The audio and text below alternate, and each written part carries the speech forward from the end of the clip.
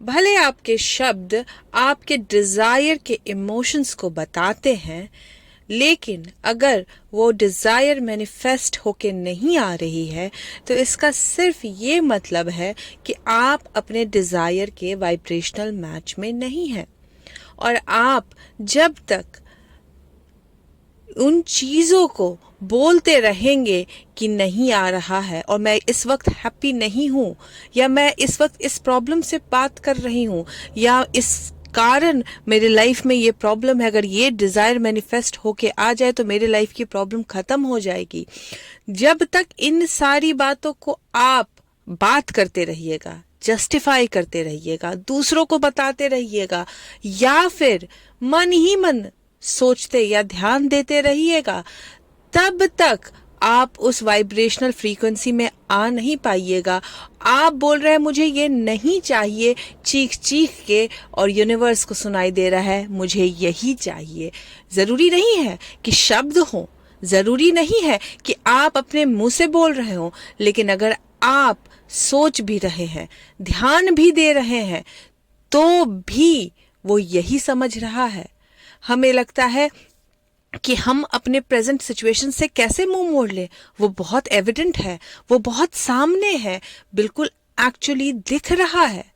और यहाँ हम बोलते हैं let it be fun, there is nothing serious going on. हम अपनी लाइफ को बहुत सीरियसली लेते हैं, हम अपने प्रॉब्लम्स को बहुत सीरियसली लेते हैं, हम उसे जस्टिफाई भी करते हैं दूसरों के सामने। नहीं, तुम्हारे साथ ये नहीं हो रहा है, इसलिए तुम ये नहीं समझ सकोगे पेन को।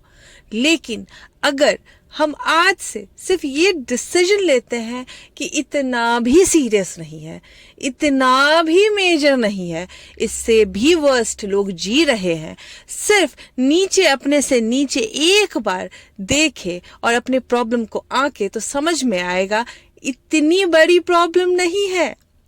बाकियों के जीवन में वो भी नहीं है जो आपको नहीं मिल रहा है। और इसका ये मतलब नहीं है कि मैं संतोष करने बोल रही हूँ, मैं ये देखने सिर्फ इसलिए बोलती हूँ ताकि आप अपने प्रॉब्लम से थोड़ा स्टेप बैक ले सके और आप अपने ब्रॉडर पर्सपेक्टिव को देख पाए और ये समझ पाए कि ये जो एक्सपीरियंस आप इस वक्त देख रहे हैं वो कुछ सिखाने आया है, वो कुछ समझाने आया है।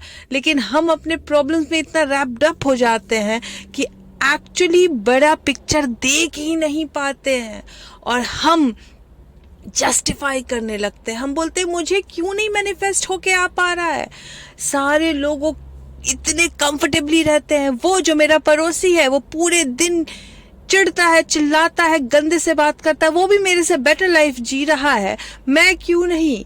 और हम बोलते हैं कि तुम्हारा अटेंशन कहाँ है, देखो तुम्हारा अटेंशन है उसके चिल्लाने पे, उसके चीखने पे, उसके गंदे बात करने पे। तो तुम अपने वाइब्रेशन में क्या लेके आ रहे हो? तुम अपने वाइब्रेशन में नेगेटिव चीजें लेके आ रहे हो। तो क्यों ना हम अपने अटेंशन को सेलेक्टिव कर ले, क्यों ना हम अपने कॉन्ट्रास्ट पे ध्यान ही ना दे, क्यों ना हम डिसाइड कर ले कि चाहे कुछ हो जाए मैं अपने दिन से सिर्फ अच्छी चीज़ों को चुन के निकालूंगी, हर एक जगह सिर्फ अच्छी चीज़ें लाइन अप करने की कोशिश करूंगी और यूनिवर्स को मौका दूंगी कि वो मेरे डिजायर को भी लाइन अप कर सके। बट जब हम अपने प्रॉब्लम को रिगर्जिटेट करते रहेंगे, जब हम अपने प्रॉब्लम को बार बार सोचना, ध्यान देना, एविडेंस ढूंढना, लोगों से जस्टिफाई करना, अपने आप को जस्टिफाई करना, लोगों की गलतियां ढूंढना, ये ब्लेम गेम करना कि उसके कारण हो गया, उसकी गलती है, और अपने क्रिएशन का कंट्रोल अपने हाथ से निकाल कर दूसरे के माथे पे सिर्फ दोषारोपण करते रहेंगे, तब तक हम यूनिवर्स को उसका काम करने ही नहीं दे रहे हैं। यूनिवर्स को वो एनर्जी लाइन अप करने दे ही नहीं रहे हैं जो हमारे डिजायर को फिजिकल रूप में ट्रांसफॉर्म करके हमारे सामने लाके देगा। और फिर हम कंप्लेन करते हैं कि हमारे पास वो नहीं आ रहा है। तो क्यों ना आज एक काम करते हैं, 24 घंटे 48 घंटे का एक प्रण लेते हैं कि मैं 48 घंटे चाहे कुछ भी हो जाए, मेरी लाइफ सिचुएशन में कुछ भी हो रहा हो, मैं 48 घंटे सिर्फ और सिर्फ हर बुरी चीज में भी अच्छी चीज देखने की कोशिश करूंगी। मैं इस जीवन को एज अ फन जीवन लूंगी, there is nothing serious going on जीवन लूंगी, बस यहाँ फन एक्सपीरियंस करने आए हैं ऐसे जीवन को लूंगी। मैं खुद को ह्यूमन समझने की गलती नहीं करूंगी, मैं खुद को एक अपनी प्रॉब्लम से अलग हटकर, दूर हटकर, रैप्ड अप होके नहीं देखूंगी और समझना चाहूंगी कि ये क्या सिखाने आया है, और फिर उसका भी फन बनाऊंगी, उसका भी फन बनाऊंगी। अगर मैं सुबह उठी और मेरे ड्रेस आयरन से जल गया तो मैं उस पर भी हंसूंगी, शायद नया ड्रेस आने वाला है।